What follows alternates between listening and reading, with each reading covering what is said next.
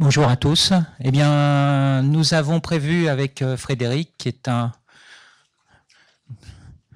compagnon de longue route, je dirais, sur toutes les questions qui touchent à l'entomologie, de parler à deux voix. Donc, je commencerai cette intervention et je laisserai avec grand plaisir, je vous laisserai entre les mains de Frédéric pour terminer. Voilà. Oh, pardon, on est déjà... Donc, nous allons parler aujourd'hui de domestiquer les insectes. Paul nous a largement mis en appétit sur ces questions et a bien posé le problème. Avant de pouvoir consommer des insectes, il faudra les produire. Donc, comment, qui et quoi produire? Donc, nous avons pensé avec Frédéric, puisque nous sommes entomologistes, mais peut-être que tout le monde ne l'est pas dans la salle, qu'il serait bien de positionner ce qu'est un insecte, savoir quelle est la relation de l'insecte avec nous, les hommes, qui et comment on consomme des insectes, et enfin rentrer dans le vif du sujet, parler de existe-t-il des insectes domestiques déjà? Quels sont les caractères qui vont permettre et comment effectuer la domestication?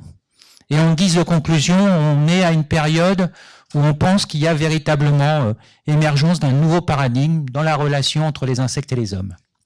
Alors, qu'est-ce qu'un insecte? Tout d'abord, c'est vraiment une chose très importante, en particulier quand on va s'adresser à de la production industrielle. Les insectes sont des arthropodes, c'est-à-dire que ce sont des animaux articulés, comme on le voit sur cette image. Ils ont un corps divisé en segments, et le tégument, qui est le squelette, ils ont un squelette externe, est particulièrement composé de chitine. Et ce n'est pas la chitine, comme on pense souvent, qui rend le tégument rigide, c'est plutôt une substance souple, mais ce sont les protéines à l'intérieur, pour les insectes en tout cas, ce sont les composants chimiques qui sont dans ce tégument qui vont rigidifier le squelette. Alors les arthropodes, on en connaît plein, vous en avez des marins, ce sont ici, j'ai pas mis... voilà. Vous avez tout ce qui est crustacés, et ça fait partie très régulièrement de l'alimentation de nombreuses populations dans le monde. Il y a aussi des crustacés terrestres comme les cloportes. Alors j'ai appris très récemment qu'en Provence, au début du siècle, on mangeait des cloportes, mais ce sont aussi des arthropodes terrestres, comme les scorpions ou les araignées, les myriapodes, les mille pattes, et évidemment les insectes. Tout ceci partage de nombreux critères, et c'est ce qui va aussi être un problème à prendre en compte, une question à prendre en compte quand on connaît par exemple les problèmes d'allergie que nous connaissons face à un certain nombre d'arthropodes. Alors qu'est-ce qui fait que c'est un insecte? Donc un corps divisé en trois parties, une respiration aérienne. Ce ne sont plus des insectes maintenant, ce sont des hexapodes. Petite aparté taxonomique. Des pièces buccales visibles. Surtout, on reconnaîtra l'insecte à ses deux antennes, et donc une tête, un thorax et un abdomen. Voilà un peu ce qui vous permettra à tout un chacun de pouvoir reconnaître son insecte favori. Et enfin, les insectes, c'est l'image même de la diversité biologique. C'est pourquoi beaucoup d'entre nous nous intéressons à ce groupe. Ils sont adaptés à tous les types de milieux continentaux, à tous les types d'aliments.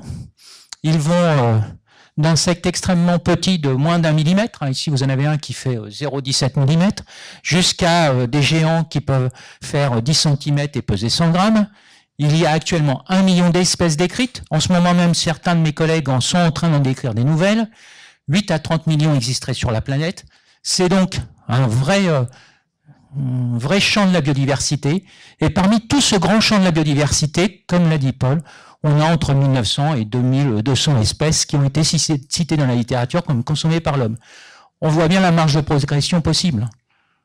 On a 0,2% des insectes qui ont été testés par l'homme pour leur consommation courante. 0,2%.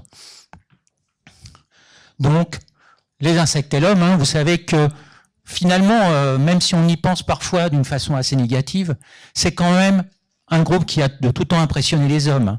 Et même encore aujourd'hui, on voit toute une imagerie populaire associée aux insectes. Ils rentrent dans de nombreuses cultures, dans des religions. Ils envahissent véritablement notre imaginaire. Mais ce sont aussi, et c'est pour cela qu'on les connaissait très bien jusqu'à aujourd'hui, et ce pourquoi on recrutait la majorité des entomologistes, comme Frédéric et moi-même à l'origine, ce sont des ravageurs de nos cultures, ou des ennemis de nos productions animales. Actuellement, on estime, dans une publication relativement récente, qui est parue dans Nature Communication, à 70 milliards de dollars par an, le coût estimé de l'impact des insectes, et il y aurait 10 000 espèces impliquées que vous pouvez mettre en relation aux 2000 que l'on utilise pour l'alimentation. Il y a aussi une autre peur avec les insectes. Ce sont des moustiques, ce sont les puces, les autres vecteurs. Vous avez des centaines de milliers de décès, un coût social et économique sans commune mesure. Et l'autre grande partie de l'entomologie, c'était d'étudier ce que Mangin, le créateur de la police scientifique, avait appelé nos ennemis. Malgré ça, de plus en plus, on parle enfin des insectes utiles. Vous savez, ils sont indispensables à la survie de nos écosystèmes, mais aussi de nos productions agricoles à travers la pollinisation. Ce sont des auxiliaires de culture.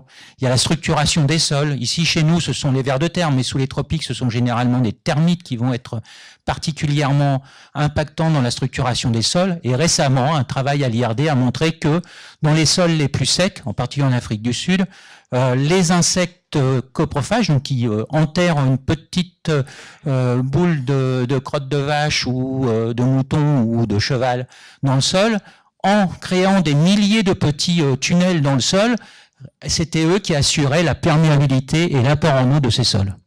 Enfin, on l'a vu avec Paul, ce sont d'extraordinaires recycleurs. Donc, tous ces éléments sont de plus en plus pris en compte dans notre relation à l'insecte, et c'est pas pour rien d'ailleurs que les pollinisateurs ont fait l'objet de nombreux discours politiques, aussi bien aux États-Unis qu'en Europe, ces 4-5 dernières années. L'autre relation de l'homme à l'insecte qu'on oublie un peu sous nos latitudes, c'est on consomme, on aime les insectes. Dans une dédicace récente à la Société entomologique de France, j'avais dit nous ne sommes pas les seuls à aimer les insectes, il y a plein d'autres gens dans le monde qui le font. Et l'entomophagie, le fait de consommer des insectes, c'est une très vieille idée. Elle n'est pas vraiment toute neuve.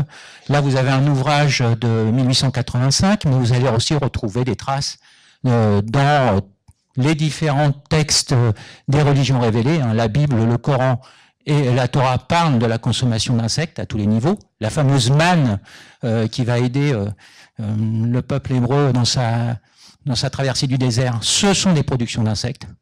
Et on retrouve même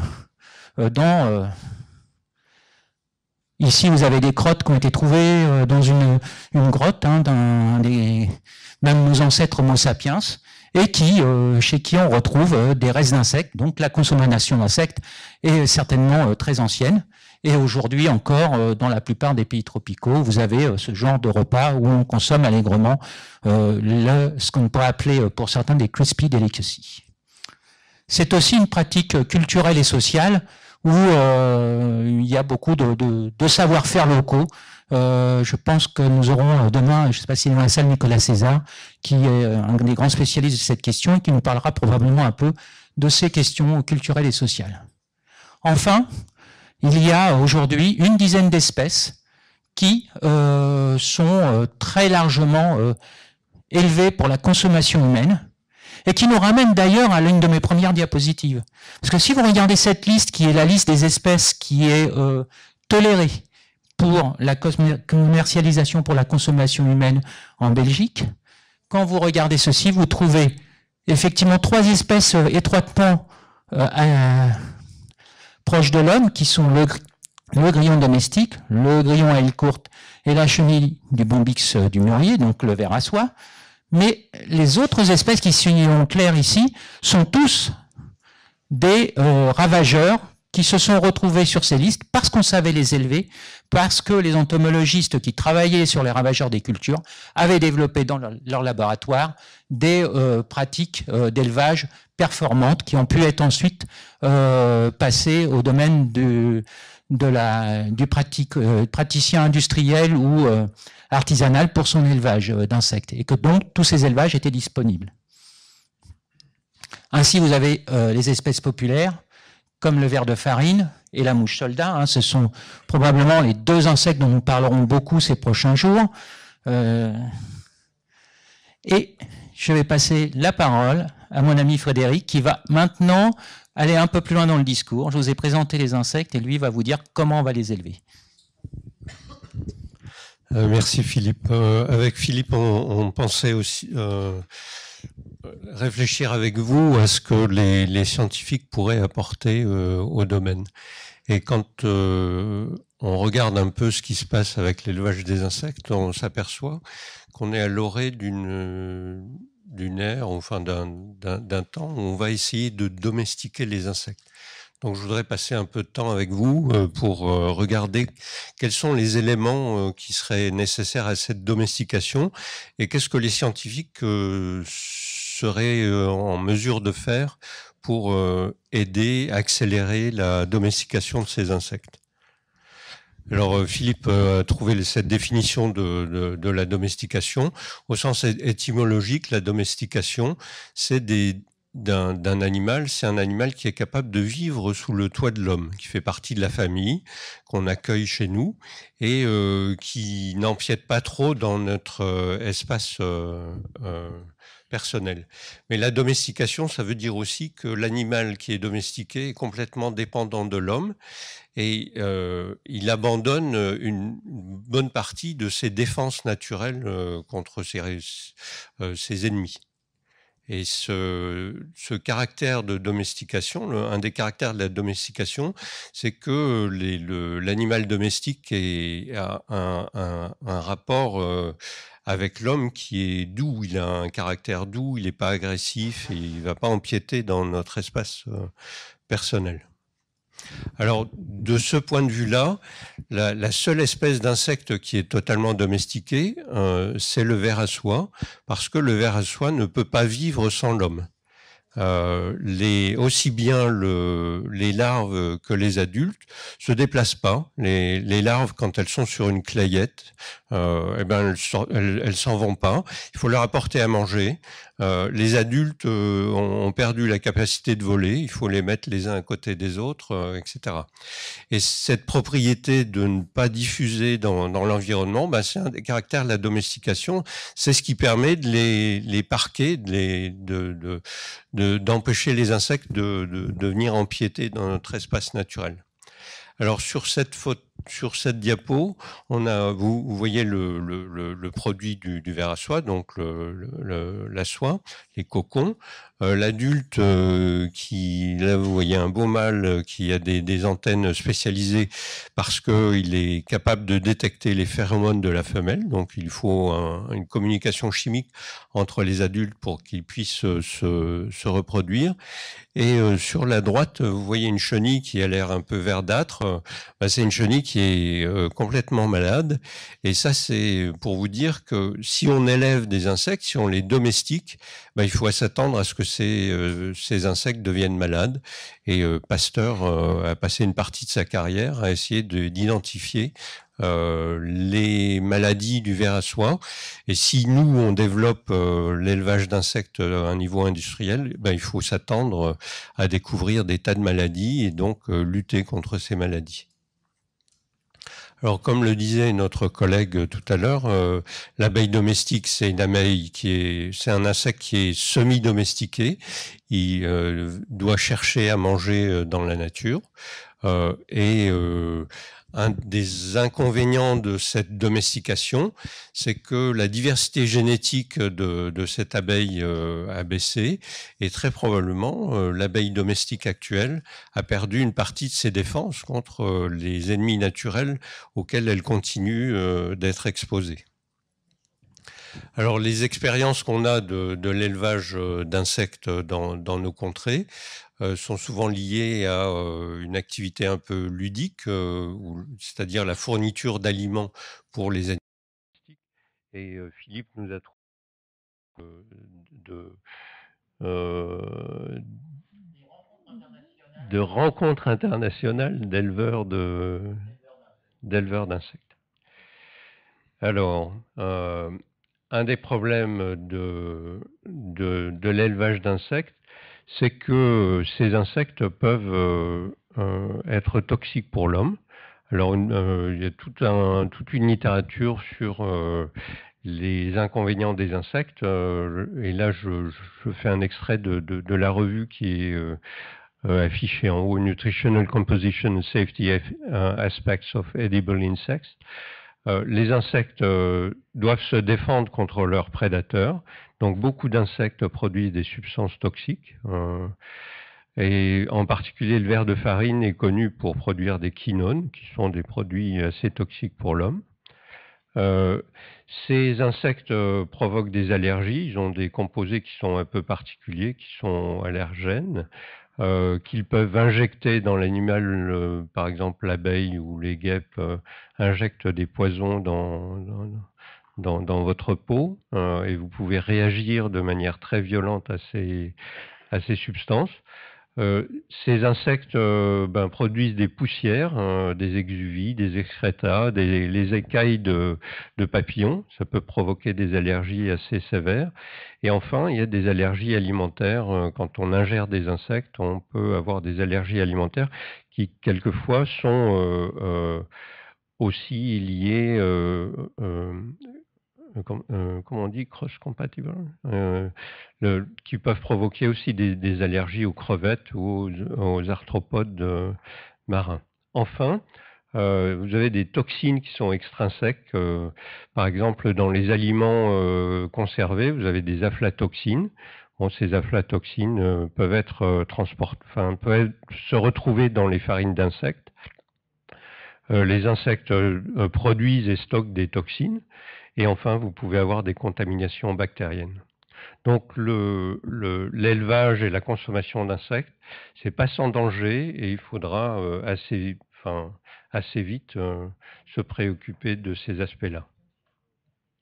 Alors, qu'est-ce qu'on peut faire pour sélectionner et domestiquer des insectes ? Les insectes ont des propriétés qui sont celles qu'on a déjà citées, qui sont d'être des animaux un peu différents des vertébrés. C'est des animaux à sang froid. Ils ont des avantages, des inconvénients en termes de production, d'émissions de gaz, de consommation en eau. Ils ont aussi des inconvénients, à savoir que si on multiplie des insectes dans un environnement donné, il faut s'attendre à ce qu'un jour ou l'autre, ces insectes puissent s'échapper du lieu de production. Donc si vous multipliez des insectes en provenance du Japon et vous les élevez en France, ces insectes vont se répandre dans l'environnement. Ils ne vont pas avoir d'ennemis naturels et vous risquez une catastrophe écologique. Donc, un des aspects de l'élevage d'insectes, c'est qu'il vaut mieux élever des insectes qui existent dans le pays où on fait cet élevage. Parce que si jamais il y a des insectes qui s'échappent, eh ben, on pense que l'environnement va pouvoir contrôler ces insectes échappés. Alors, comme on l'a dit tout à l'heure, l'élevage d'insectes peut se faire selon deux grandes voies de valorisation. Il y a une valorisation qui est destinée à la consommation humaine. Donc, c'est des produits un peu nobles. À ces insectes-là, on veut produire des insectes de grande qualité. Donc, on va leur donner des bons aliments. On va rechercher des insectes qui ont un bon goût et une bonne qualité sanitaire. Et l'autre voie, c'est celle on a déjà soulignée, qui est d'utiliser les insectes pour valoriser des coproduits de l'agriculture ou de l'alimentation, ou voire même des déchets. Et ça, c'est une voie qui semble la plus intéressante d'un point de vue économique. Alors, quels sont les besoins qu'on a pour faire décoller un peu ce secteur? Bon, il y a des besoins qui sont à court terme, comme la mise au point de réglementations adaptées, la mise au point de nouvelles technologies pour manipuler des animaux qui sont très petits. En réglementation, ça c'est un point qui est très sensible actuellement en Europe. Comment on va organiser le marché, comment on va réglementer le fait d'importer ou pas des espèces consommées dans d'autres pays, normaliser les procédures de production, de stockage et les conditions de consommation. Il y a un énorme effort à faire dans les technologies de production en fonction de la valeur ajoutée. Alors, si on s'occupe de faibles volumes, eh ben, comme il va y avoir beaucoup de main-d'œuvre humaine nécessaire, il va falloir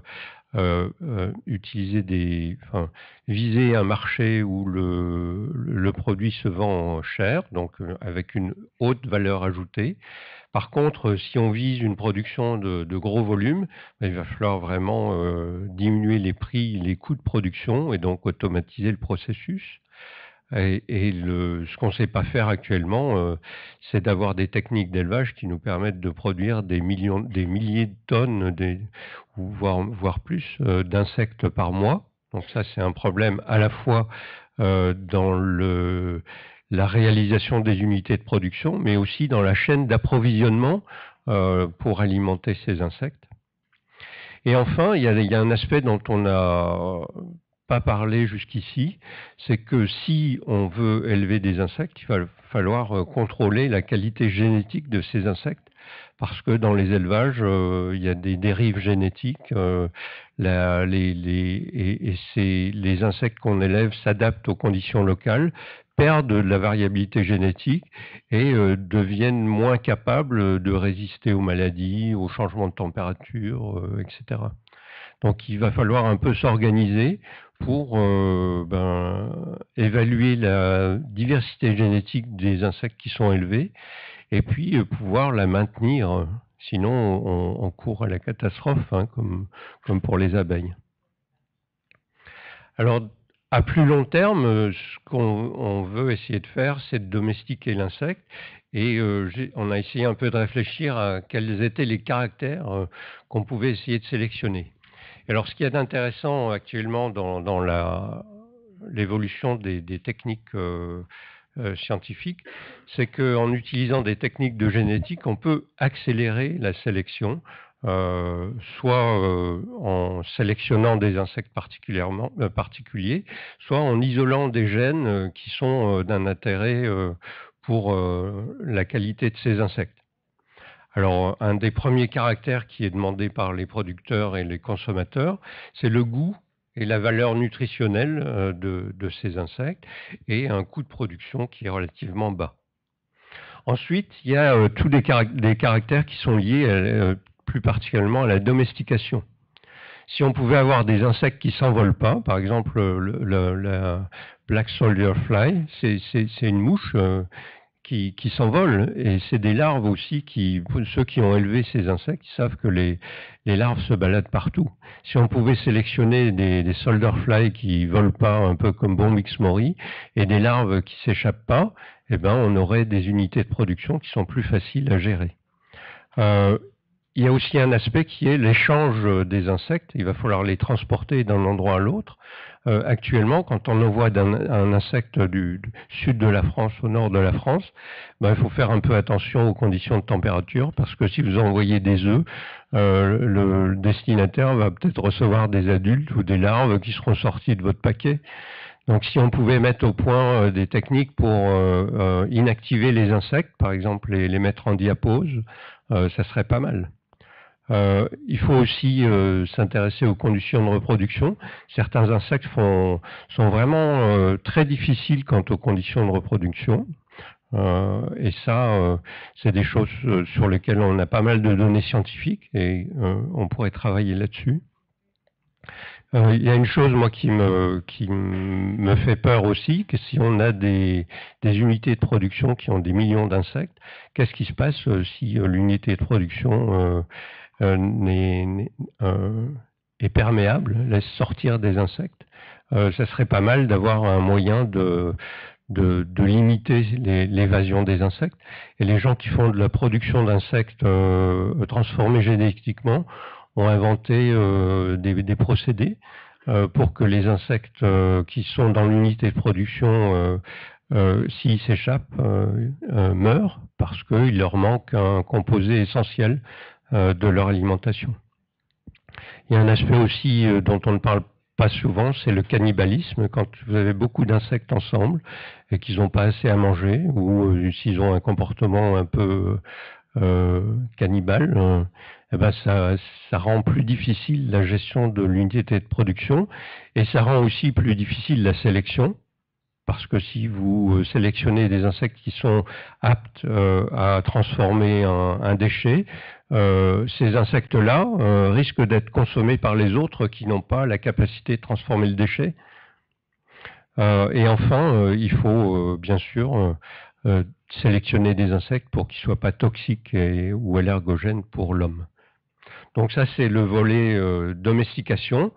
Il y a tout un volet aussi de résistance aux entomopathogènes. Hein. Ça, c'est quelque chose qui est classique en protection des cultures ou en production de végétaux. C'est un truc qui est classique aussi pour la production de vertébrés. Il va nous falloir des insectes qui sont résistants aux maladies, hein, et aux maladies les plus courantes dans notre environnement. Et enfin, il va falloir se préoccuper de la gestion du stock génétique de nos insectes. Il y a une des choses qu'on sait faire chez les vertébrés, c'est de congeler le sperme ou les ovules. Chez les insectes, on ne sait pas bien faire ça. Et par exemple, sur un insecte qui est utilisé classiquement en recherche, la drosophile, eh ben, on est obligé de gérer les stocks en maintenant les stocks vivants. Donc à long terme, le processus de domestication qui va commencer, on aura des insectes qui seront réellement intéressants pour la production, s'ils ont de bonnes qualités gustatives, nutritives, s'ils sont capables de transformer des produits mal exploités actuellement, et enfin si on peut les multiplier facilement et les transporter. Alors on est un peu à l'orée d'un nouveau paradigme.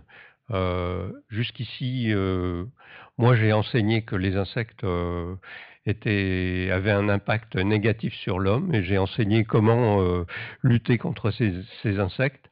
Maintenant, on est de plus en plus conscient de l'impact positif des insectes, et on développe les aspects de collecte et d'élevage des insectes.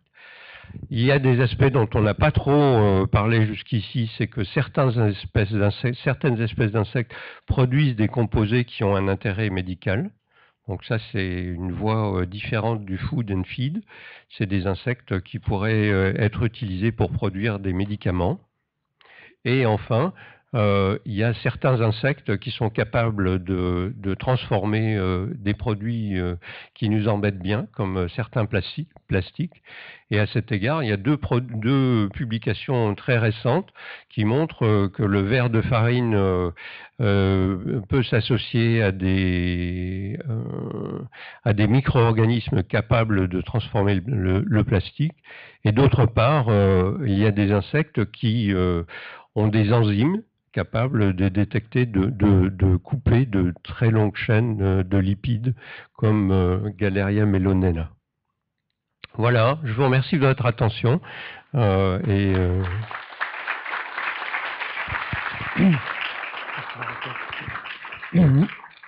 Merci Frédéric et Philippe pour cette présentation. On a le temps pour poser 2 questions et puis ensuite on va aller à la pause. Je voudrais simplement aussi vous rappeler que vous avez la possibilité de poser des questions via votre téléphone et donc Eric va pouvoir les transmettre sur l'écran. Est-ce qu'il y a des études qui sont faites sur le relargage dans les fesses des insectes produits en grande quantité, la présence de particules virales ou de particules ou de spores de micro-organismes qui pourraient être transmis à d'autres insectes?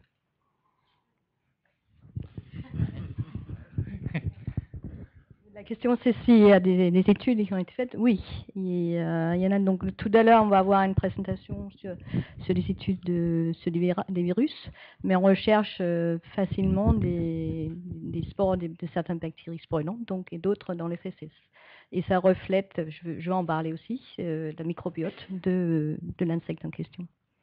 Je peux ajouter une chose, que dans mes vies parallèles, sur plusieurs projets sur lesquels je travaille avec nos étudiants, on a travaillé sur les problèmes de transmission de bactéries, de bactériose à travers les insectes.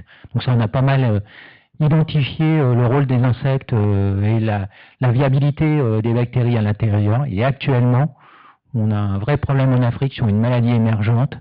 Et on se pose encore la question de savoir s'il n'y aurait pas aussi des bactéries qui circuleraient à travers les insectes. Donc ça, c'est des questions auxquelles, effectivement, quand on s'occupe du côté négatif, du côté noir de la force, on s'occupe de ces problèmes-là. Tout n'est pas totalement documenté. On a un certain nombre de données, mais ce sont des voies de recherche avec la pathologie de l'insecte qui sont absolument fondamentaux, qui ont été très développés en Europe, et qui aujourd'hui sont ont été à un moment donné presque en déshérence et qui vraiment méritent d'être relancés. On voulait profiter de ce colloque pour pousser un peu et relancer ce cri du cœur. Il faut redévelopper la pathologie de l'insecte et on a encore des forces en France, il faut en profiter et développer ce domaine. Je voudrais juste rajouter quelque chose. Les insectes sont vraiment très différents et il y a autant de différences entre le ver de farine et le ver à soie que entre l'éléphant et une souris du Suriname. Enfin, donc c'est à chaque fois des cas particuliers et il faut vraiment être vigilant. On a tendance à dire les insectes, mais c'est vraiment des organismes très très différents les uns des autres. Donc à chaque fois, c'est à nouveau des études nécessaires, des cas particuliers. Oui. J'ai une question sur les insectes. On parle des protéines, mais en fait, j'ai appris dernièrement que c'était très gras.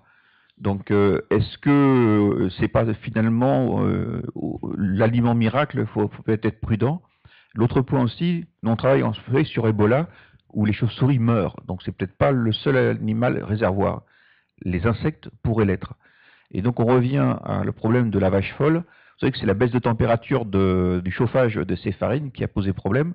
Est-ce qu'il y a aujourd'hui des sécurités qui sont mises en place, en particulier des températures de chauffe pour tous ces éléments, pour éliminer tout risque en attendant de comprendre plus particulièrement les pathologies? Alors, on a un spécialiste de la sécurité des insectes au fond de la salle qui a travaillé sur le transfert de prions. Voilà. Donc effectivement, il faut mettre en place des procédés particuliers. Alors, effectivement, on m'a invité à partager notre expérience cet après-midi, donc je vous en dirai plus. Mais d'une manière globale, quand on voit les problèmes qu'ont posés les prions avec des recyclages non maîtrisés, oui, on se doit d'anticiper, parce que si on attend qu'il y ait une nouvelle crise, on voit bien les conséquences dramatiques au niveau sanitaire, mais également économique. On parle de centaines de milliards de dollars qui ont été gaspillés en pure perte. Bien, je vais vous demander bravo d'abord, merci à Philippe et à Frédéric, et puis on va faire la pause et continuer les échanges. Tout à l'heure, ce sera Frédéric et Philippe qui animeront la session. Merci à vous.